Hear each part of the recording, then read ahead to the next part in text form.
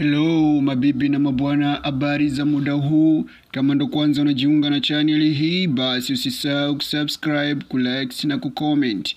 Taarifa kutoka ndani ya uwanja wa Benjamin Mkapa.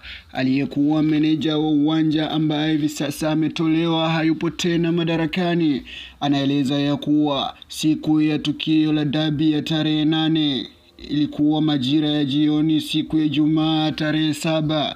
Alipigiwa simu na kiongozi mkubwa wa serikali na kumtaka afunge mageti yote ili kuwazuia Simba Sports Club wasiingie uwanjani kufanya mazoezi.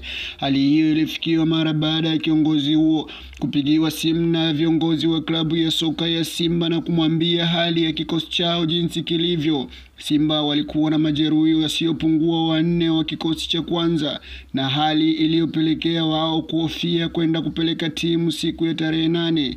Ikabidi watumie njia mbadala ili kuweza kuepusha msala ambao ungewakuta siku ya Jumamosi ya tarehe 8. Kila wakichungulia, wakiangalia, waliona walikuwa na uwezekano wa kupigwa goli si chini ya 8.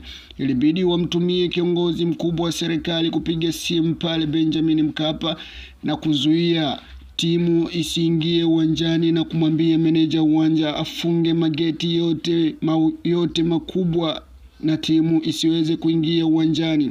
Na isitoshe, haikuishia hapo tu, aliruhusu mpaka mabouncer waizuie klabu ya soka ya Simba. Drama iliyotengenezwa na kiongozi huyo mkubwa wa serikali ambaye hakutajwa jina lake ni nani, hali iliyopelekea mchezo wa dabi ya tarehe 8 kuahirishwa na lawama zote kubeba TFF. Kabla ya kupiga simu kwa meneja uwanja, kiongozi huyo mkubwa wa serikali inaarifiwa kwamba siku iliyofuata aliupigia uongozi wa TFF Rais Wallace Karia na kumtaka ahirishe mchezo ambao ulikuwa ufanyike siku hiyo ya Jumamosi ya tarehe 8 majira ya saa 10 za jioni. Karia alipiga simu kwa bodi ya ligi majira ya saa 6 mchana na mchezo uliahirishwa majira ya saa 7, hali iliyozua taharuki mpaka hivi leo ambapo haijulikani kama mchezo huo utarudiwa kuchezwa au la. Klabu ya soka ya Yanga wao wameonyesha msimamo wao wa kutokubali kucheza dabi hiyo mpaka wapate majibu ya kujitosheleza ya dabi ya tarehe 8 ilikuwaje kaahirishwa. Mpaka hivi sasa sio viongozi wa TFF, sio viongozi wa Dar es Salaam Yanga Africa, wala sio viongozi wa Simba Sports Club waliokuwa tayari kumtaja kiongozi ambaye aliakhirisha mchezo kwa kupiga simu za mamlaka.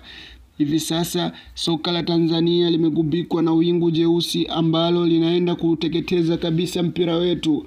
Hiyo yote ikitokana na mpira wa Tanzania kuchanganywa na siasa, kitu ambacho kitakuja kupelekea hatari kubwa kwa mpira wa Tanzania kufungiwa kwa miaka isiyopungua 3 mpaka 4, mpaka pale mtakaporekebisha mambo na kuweka usawa katika michezo na siasa vikajitegemea venyewe. Hii ilitosha tu kwa watu kumtaja kiongozi huyo ni nani ili watu waelewe sababu ilikuwa ni ipi mpaka dabi ya tarehe 8 kuahirishwa. Kama ndo mara yako ya kwanza unanifuatilia katika channel hii, basi usichoke kusubscribe, kulike na kucomment.